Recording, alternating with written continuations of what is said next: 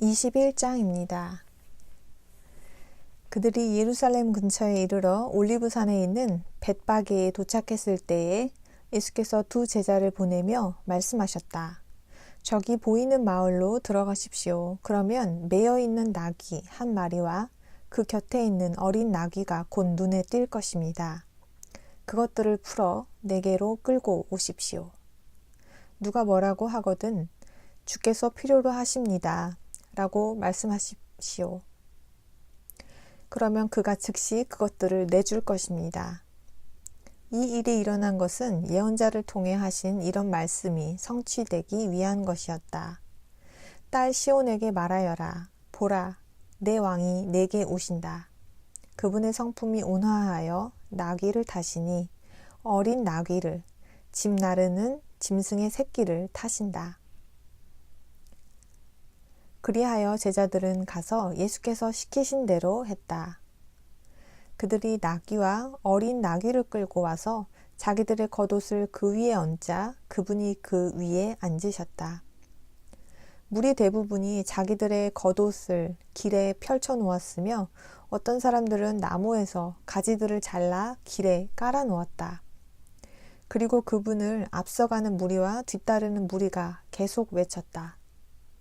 부디 다윗의 아들을 구원해 주십시오. 여호와의 이름으로 오시는 이는 축복받으신 분. 부디 그를 구원해 주십시오. 지극히 높은 곳에서. 그분이 예루살렘에 들어가시자 온 도시가 이 사람이 누구냐 하며 술렁거렸다. 무리가 그들에게 이분은 갈릴리 나사렛에서 오신 예언자 예수이십니다 하고 거듭 말했다. 예수께서는 성전에 들어가 성전에서 사고 파는 사람들을 모두 쫓아내시고 돈 바꿔주는 사람들의 상과 비둘기 파는 사람들의 의자를 뒤엎으셨다. 그리고 그들에게 말씀하셨다. 내 집은 기도하는 집이라 불릴 것이다 라고 기록되어 있는데 당신들은 이곳을 강도의 소굴로 만들고 있습니다. 또한 성전에서 눈먼 사람들과 저는 사람들이 그분에게 오자 그분은 그들을 고쳐주셨다. 수제사장들과 서기관들은 그분이 행하시는 놀라운 일들을 보고 또 성전에서 부디 다윗의 아들을 구원해 주십시오 하고 외치는 소년들을 보고 분개하여 아이들이 말하는 것을 듣고 있소 하고 그분에게 말했다. 예수께서 그들에게 말씀하셨다. 그렇습니다. 당신은 어린 아이들과 아기들의 입에서 찬양이 나오게 하셨습니다. 라는 말씀을 여러분은 읽어본 적이 없습니까? 그리고 그분은 그들을 떠나 도시 밖 베다니로 가서 거기서 밤을 지내셨다. 그분은 이른 아침 도시로 돌아오던 중에 배가 고프셨다. 그분이 길가에 있는 무화과 나무를 보고 그리로 가셨으나 잎사귀 밖에는 아무것도 없었다. 그래서 그분은 그 나무를 향해 다시는 내가 열매를 맺지 못할 것이다 하고 말씀하셨다. 그러자 무화과 나무가 즉시 말라버렸다. 제자들은 이것을 보고 크게 놀라 어째서 무화과 나무가 즉시 말라버렸습니까? 하고 물었다. 그러자 예수께서 그들에게 말씀하셨다. 진실로 여러분에게 말하는데 여러분이 믿고 의심하지 않는다면 내가 무화과 나무에 한 일 뿐만 아니라 이 산더러 들려서 바다에 던져져라 해도 그렇게 될 것입니다. 그리고 여러분이 믿음을 가지고 기도로 청하는 것은 모두 받을 것입니다. 그분이 성전에 들어가서 가르치고 계실 때에 수제사장들과 백성의 장로들이 그분에게 다가와 말했다. 당신은 무슨 권한으로 이런 일을 하고 하는 것이오? 누가 당신에게 이런 권한을 주었소? 그러자 예수께서 그들에게 말씀하셨다. 나도 여러분에게 한 가지 묻겠습니다. 여러분이 내게 대답하면 나도 무슨 권한으로 이 일을 하는지 말해주겠습니다. 요한의 침례는 어디에서 온 것입니까? 하늘에서 온 것입니까? 아니면 사람에게서 온 것입니까? 그러자 그들은 자기들끼리 의논하며 말했다. 만일 우리가 하늘에서 왔다고 하면 그러면 왜 그를 믿지 않았느냐 하고 말할 것이요. 그렇다고 사람에게서 왔다고 하자니 무리가 두렵소. 그들이 모두 요한을 예언자로 여기니 말이요. 그래서 그들은 예수께 모르겠소 하고 대답했다. 그러자 그분이 그들에게 말씀하셨다. 나도 무슨 권한으로 이런 일을 하는지 여러분에게 말하지 않겠습니다. 여러분은 어떻게 생각합니까? 어떤 사람에게 두 아들이 있었습니다. 그가 맏아들에게 가서 얘야, 오늘 포도원에 가서 일해라 하고 말했습니다. 그는 싫습니다 하고 대답했지만 나중에 뉘우치고 갔습니다. 아버지는 둘째 아들에게 가서 똑같이 말했습니다. 그는 예, 그렇게 하겠습니다 하고 대답했지만 가지 않았습니다. 둘 중에 누가 아버지의 뜻을 행했습니까? 그들이 첫째 아들이요 하고 말했다. 예수께서 그들에게 말씀하셨다. 진실로 여러분에게 말하는데 세금 징수원들과 매춘부들이 여러분보다 앞서 하느님의 왕국에 들어가고 있습니다. 요한이 의의 길로 여러분에게 왔으나 여러분은 그를 믿지 않았습니다. 하지만 세금 징수원들과 매춘부들은 그를 믿었습니다. 그런데 여러분은 그것을 본 후에도 뉘우치지 않고 그를 믿지 않았습니다. 또 이 비유를 들어보십시오. 어떤 밭주인이 포도원을 만들었습니다. 그는 그 둘레에 울타리를 치고 그 안에 구덩이를 파서 포도주 틀을 만들고 망대를 세웠습니다. 그리고 그 포도원을 경작자들에게 세놓고 외국에 갔습니다. 포도철이 돌아오자 그는 자기 소출을 받으려고 자기 종들을 경작자들에게 보냈습니다. 그러나 경작자들은 그 종들을 붙잡아 하나는 때리고 하나는 죽이고 하나는 돌로 쳤습니다. 집주인은 다시 다른 종들을 처음보다 많이 보냈으나 경작자들은 이들에게도 똑같이 했습니다. 마지막으로 그는 그들이 내 아들을 존중하겠지 하면서 그들에게 아들을 보냈습니다. 그 아들을 보자 경작자들은 자기들끼리 저 자는 상속자다. 자, 그를 죽이고 그의 상속 재산을 차지하자 하고 말했습니다. 그러고는 그를 잡아 포도원 밖으로 끌어내어 죽였습니다. 그러니 포도원 주인이 오면 그 경작자들을 어떻게 하겠습니까?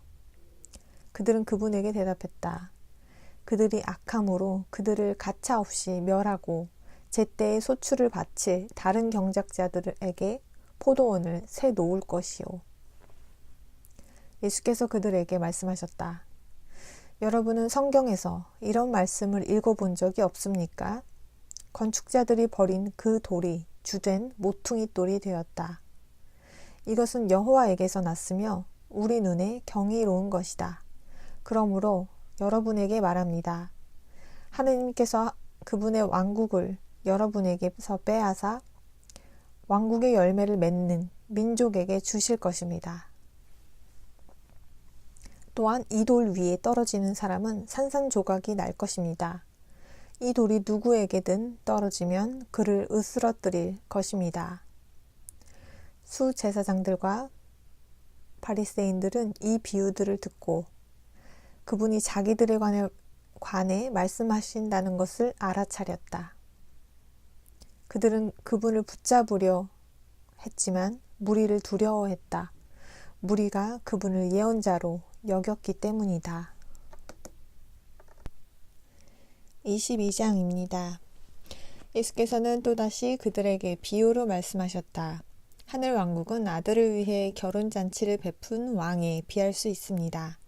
그가 결혼잔치에 초대한 사람들을 부르러 종들을 보냈으나 그들은 오려고 하지 않았습니다. 그래서 다시 다른 종들을 보내며 말했습니다. 초대된 사람들에게 이렇게 말하여라. 내가 음식을 차려놓았소. 수소와 살찐 짐승 등을 잡았으며 모든 것이 준비되어 있소. 결혼 잔치에 오시오. 하지만 그들은 관심을 보이지 않고 어떤 사람은 자기 밭으로, 어떤 사람은 장사하러 갔습니다. 나머지 사람들은 왕의 종들을 붙잡아 모욕하고 죽였습니다. 왕은 격분하여 군대를 보내 그 살인자들을 죽이고 그들의 도시를 불태워 버렸습니다. 그러고 나서 종들에게 말했습니다. 결혼잔치는 준비되었는데 초대받은 사람들은 자격이 없구나. 그러니 도시 밖으로 나가는 큰 길로 가서 만나는 사람은 누구든지 결혼잔치에 초대하여라. 그래서 그 종들은 큰 길로 나가 악한 사람이든 선한 사람이든 만나는 대로 다 모아들였습니다. 그리하여 결혼 연회장은 식사를 하는 사람들로 가득 찼습니다. 왕이 손님들을 살펴보려고 들어왔다가 결혼식 예복을 입지 않은 사람을 보게 되었습니다. 그래서 왕은 그에게 여보시오, 어떻게 당신은 결혼식 예복을 입지 않고 여기에 들어왔소? 하고 말했습니다. 그는 아무 말도 못했습니다. 그러자 왕이 하인들에게 말했습니다. 이자의 손발을 묶어 바깥 어둠 속으로 내쫓아라. 거기서 그가 울며 이를 갈 것이다. 초대된 사람은 많으나 선택된 사람은 적습니다. 그때 바리새인들은 가서 그분이 하는 말로 그분을 함정에 빠뜨리려고 모의했다. 그래서 자기네 제자들을 헤롯 당원들과 함께 그분에게 보내어 이렇게 말했다. 선생님, 우리는 선생님이 진실하시며 하느님의 길을 참되게 가르치신다는 것을 압니다. 그리고 선생님은 누구에게도 환심을 사려고 하시지 않습니다. 사람의 겉모양을 보지 않으시니 말입니다. 그러니 우리에게 말씀해 주십시오. 선생님은 어떻게 생각하십니까? 카이사르에게 인두세를 바쳐도 됩니까? 안 됩니까? 예수께서는 그들의 악함을 아시고 말씀하셨다. 위선자들이여, 왜 나를 시험합니까? 인두세로 내는 주화를 나에게 보여주십시오. 그들이 데나리온 한 잎을 그분에게 가져오자 그분이 그들에게 이 초상과 글은 누구의 것입니까? 하고 물으셨다. 그들이 카이사르의 것입니다. 하고 대답하자 그분이 그들에게 말씀하셨다. 그렇다면 카이사르의 것은 카이사르에게 돌려주고 하느님의 것은 하느님께 돌려드리십시오. 그들은 이 말씀을 듣고 크게 놀라며 그분에게서 떠나갔다. 그날 부활이 없다고 말하는 사두개인들이 그분에게 와서 물었다. 선생님, 모세는 어떤 사람이 자녀가 없이 죽으면 그의 형제가 그의 아내와 결혼하여 죽은 형제를 위해 자손을 일으켜 주어야 한다고 말했습니다. 그런데 우리 가운데 7 형제가 있었습니다. 첫째가 결혼했다가 자식 없이 죽어 아내를 자기 형제에게 남겨놓았습니다. 둘째와 셋째도 그렇게 되었고 7째까지 모두 그렇게 되었습니다. 결국에는 그 여자도 죽었습니다. 그러면 부활할 때에 그 여자는 7 형제 중 누구의 아내가 되겠습니까? 그들 모두가 그 여자를 아내로 삼았으니 말입니다. 그러자 예수께서 그들에게 말씀하셨다. 여러분은 성경도 하느님의 능력도 모르기 때문에 잘못 생각하고 있습니다. 부활 때에는 사람들이 장가도 가지 않고 시집도 가지 않으며 하늘에 계신 천사들과 같습니다. 그리고 죽은 사람의 부활에 관해서는 하느님께서 여러분에게 하신 이러한 말씀을 읽어보지 못했습니까? 나는 아브라함의 하느님, 이삭의 하느님, 야곱의 하느님이다. 그분은 죽은 사람의 하느님이 아니라 산 사람의 하느님이십니다. 우리는 그 말씀을 듣고 그분의 가르침에 크게 놀랐다. 그분이 사두개인들을 잠잠하게 하셨다는 말을 듣고 바리새인들이 무리지어 몰려왔다. 그들 중에 율법에 전통한 사람 하나가 그분을 시험하려고 물었다. 선생님, 율법에서 가장 큰 계명은 어느 것입니까? 그분이 그에게 말씀하셨다. 내 마음을 다하고 영혼을 다하고 정신을 다해 너의 하느님 여호와를 사랑해야 한다. 이것이 가장 큰 계명입니다. 그와 비슷하게 둘째 계명은 이러합니다. 내 이웃을 너 자신처럼 사랑해야 한다. 이 2 계명이 율법 전체와 예언서의 바탕이 됩니다. 바리새인들이 함께 모였을 때에 예수께서 그들에게 물으셨다. 여러분은 그리스도에 대해 어떻게 생각합니까? 그는 누구의 아들입니까? 그들이 그분에게 다윗의 아들입니다. 라고 대답하자 그분이 그들에게 물으셨다. 그러면 다윗이 영감을 받아 그를 주라고 부르며 이렇게 말한 것은 어찌 된 일입니까? 예수께서 내 주에게 말씀하셨다. 내가 너의 적들을 너의 발밑에 둘 때까지 내 오른편에 앉아 있어라. 이처럼 다윗이 그를 주라고 불렀다면 어떻게 그가 다윗의 아들이 되겠습니까? 그러자 아무도 그분에게 한마디도 대답하지 못했으며 그날부터는 그분에게 감히 더 묻는 사람도 없었다.